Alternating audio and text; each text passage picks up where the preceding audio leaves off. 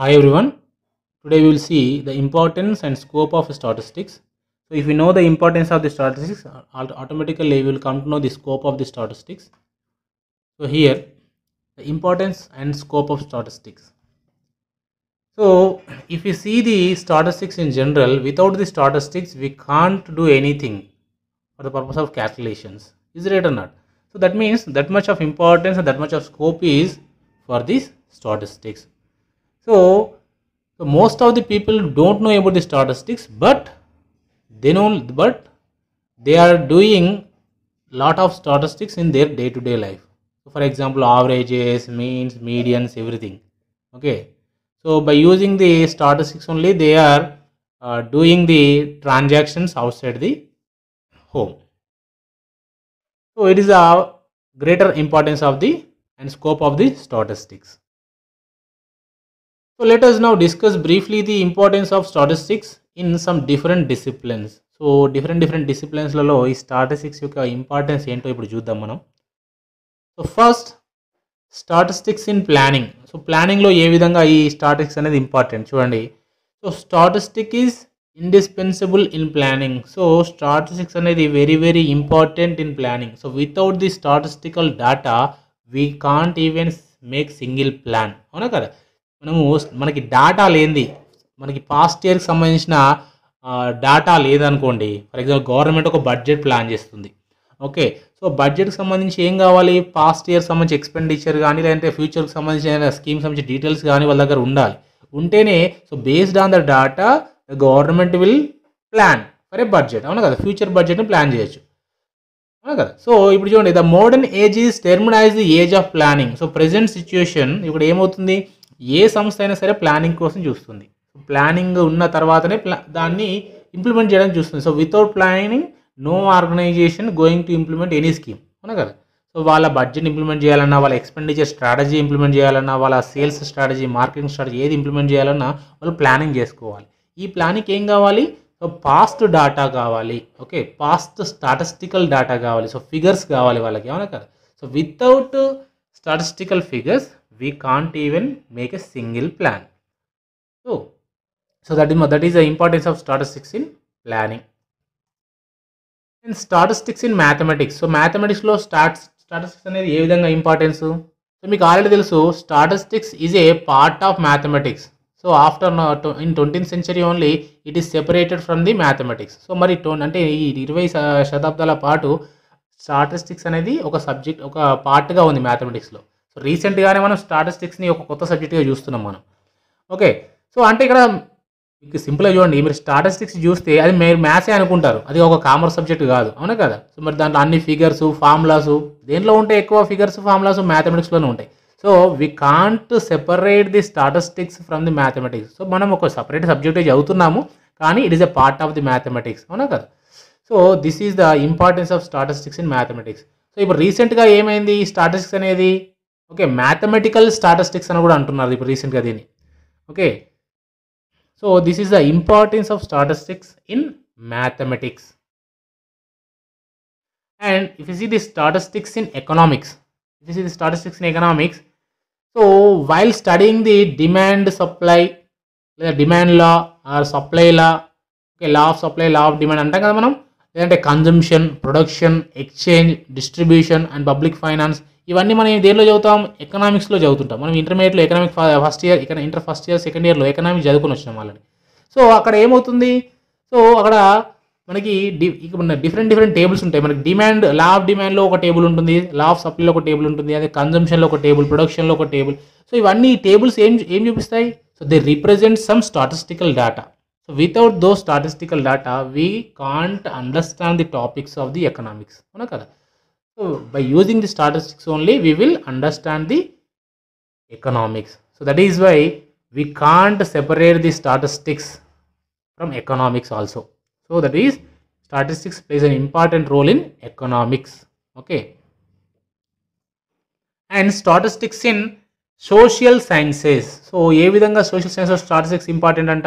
ఇక్కడ social science అంటే ఏంటి? ఇక్కడ సమాజ శాస్త్రం, అంటే సమాజంలో ఏ విధంగా స్టాటిస్టిక్స్ ఉపయోగపడుతున్నాయి. For example if you see the election moment అప్పుడు మనకి ఏం జరుగుతుందండి? జనరల్గా సో ఎలక్షన్ మూమెంట్లో డిఫరెంట్ ఎగ్జిట్ పోల్స్ కండక్ట్ చేస్తుంటారు, సర్వేస్ కండక్ట్ చేస్తుంటారు, ఏ రాజకీయ పార్టీ గెలుస్తుంది, ఓడిపోతుంది. So it's purely based on the collection of data. So the data should be statistical data.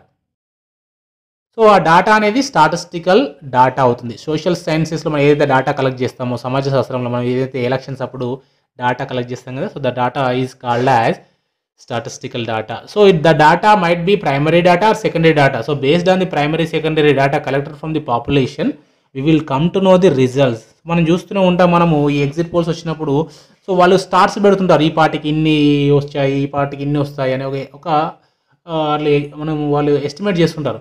So తర్వాత ఏమవుతుంది, ఎలక్షన్స్ తర్వాత ఎగ్జిట్ పోల్స్ తర్వాత మనకి రిజల్ట్ వస్తాయి కదా, రిజల్ట్ వచ్చిన తర్వాత ఏమవుతుంది, సో రిజల్ట్లో కూడా మనకి డీటెయిల్డ్ స్టాటిస్టిక్స్ ఉంటాయి, అవునా కదా. So it is nothing but the ఈ statistics important in social sciences. So ఇదే కాకుండా మనకి డిఫరెంట్ ప్రాబ్లమ్స్ మీద కూడా చేస్తారు. రీసెంట్గా కరోనా మీద కూడా మనకి సర్వే చేశారు. ఈ కరోనా ఎప్పుడు పోతుంది, సో ఎప్పుడు పీక్ స్టేజ్కి వెళ్తుంది, ఎప్పుడు తగ్గుతుంది.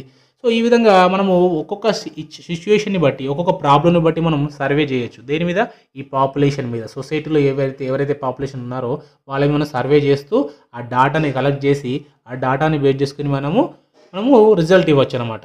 ఓకే, సో మనకి ఇక్కడ ఏంటి, రీసెంట్గా మనకి గవర్నమెంట్ డిఫరెంట్ సర్వేలు కండక్ట్ చేస్తుంది మనకి.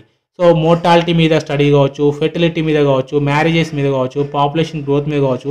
సో దేని మీద, ప్రతి దాని మీద డేటా కలెక్షన్ అనేది జరుగుతుంటుంది. సో ఈ డేటా కలెక్షన్ జరగాలంటే ఏం కావాలి, ఆ స్టాటిస్టిక్స్ అనేవి ఖచ్చితంగా మనము చేయడం జరుగుతుంది. So if you collect the data, if you collect the statistics only, the social sciences will develop. Okay, so that is about the importance of the statistics in social sciences. So if you come to the importance of statistics in trade, so statistics ఏ విధంగా మనకు ట్రేడ్లో ఉపయోగపడతాయి. For example మనము ఈ present ఈ ఇయర్లో మనము ఒక 100 turnover trade చేసామనుకోండి. సో నెక్స్ట్ ఇయర్ కూడా అదే ఉంటుందా, so we will estimate something, అవునా కదా. So based on the past data of our company production or company supplies or company sales, so we will estimate the future things of the company, అవునా కదా. So ఇక్కడ చూడండి, business is full of uncertainties and risk, అవునా కదా. So మనకి బిజినెస్లో చాలా risk ఉంటుంది, అన్సర్టనిటీ ఉంటుంది, అంటే అయోమయ పరిస్థితులు కూడా ఉంటాయి మనకి, ఎప్పుడు ఏమైతే తెలియదు. So we have to forecast every step, ప్రతి స్టెప్ని మనం ఫోర్కాస్ట్ చేస్తూ పోవాలి. సో మరి ఫోర్కాస్ట్ చేయాలంటే ఏం కావాలి, so we need the past data. By using the past data only we will forecast the future. So otherwise it is not possible. So that's why the statistics also important in trade. And if you see the next, statistics in research work. So research అంటే ఏంటండి, searching again and again. So ఈ research work ఎవరు ఎక్కువ చేస్తుంటారో, జనరల్గా ఎవరైతే PhD చేస్తుంటారో. For example నేను PhD చేస్తున్నాను అనుకోండి, నేను ఏం చేస్తాను డాటా, సో నేను ఒక టాపిక్ మీద సో దానికి సంబంధించిన ఇన్ఫర్మేషన్ నేను సెర్చ్ చేస్తూనే ఉంటాను. నాకు ఒక ఫ్యాక్ట్ తెలిసే వరకు కూడా నేను సెర్చ్ చేస్తూనే ఉంటాను. ఫర్ ఎగ్జాంపుల్ ఇప్పుడు కరోనా మీద నేను రీసెర్చ్ చేస్తున్నాను అనుకోండి, సో కరోనాకు సంబంధించి పుట్టుపూర్వోత్తరాలు ఏంటి, అది ఎక్కడ పుట్టింది, సో దాని యొక్క మెడిసిన్ ఏంటి, వ్యాక్సిన్ ఎప్పుడు వచ్చే అవకాశం ఉంది, ఇవన్నీ డీటెయిల్స్ అన్నీ నేను ఫైండ్ అవుట్ చేస్తూ ఉంటాను. ఓకే, సో మరి ఇవన్నీ డీటెయిల్స్ ఫైండ్ అవుట్ చేయాలంటే ఏమవుతుంది, స్టాటిస్టిక్స్ కావాలి. సో దానికి సంబంధించి సో ఇప్పుడు కరోనాకు సంబంధించి మనకి స్టాటిస్టిక్స్ కావాలా వద్దా, రీసెర్చ్ చేస్తూ ఉంటే. సో ఎంతమంది సోకింది, ఏ ఏజ్ వాళ్ళకి సోకుతుంది, ఓకే సోకితే ఎన్ని రోజులు ఉంటుంది, ఎప్పుడు ఎంతమంది చనిపోతున్నారు, ఇవన్నీ డీటెయిల్స్ అని ఏంటి. So the details are nothing but the statistics. So by using the statistics only, we will come to know the importance of the research work. So research work ki kuda ఖచ్చితంగా statistics అనేవి కావాలి. So without the statistical help, the researcher cannot give the good results. So this is about the importance and scope of the statistics in different fields. Okay, so you need to understand the statistics importance in our day to day life. మన day to day లైఫ్లో ఏ విధంగా statistics importance ఉందో మీరు తెలుసుకుంటే ఆటోమేటిక్గా మీకు ఈ topic అర్థమైనట్టే. For example మన దగ్గర ఒక 1000 రూపీస్ ఉన్నాయనుకోండి, ఆ 1000 రూపీస్ మనం 2000 రూపీస్ ఉన్నాయనుకోండి, మనం షాప్కి వెళ్ళామనుకోండి, ఏమవుతుంది, షాప్ కీపర్ మనం 100 రూపీస్ అమౌంట్ కొన్నాము, అప్పుడు ఏమవుతుంది, అది 900 రూపీస్, మనకి 900 రూపీస్ ఇస్తాడు. సో ఆ కలెక్షన్ ఆఫ్ అమౌంట్ ఏదో ఒక ఫిగరే కదా. So it is nothing but the money data, A money statistics, అవునా కదా.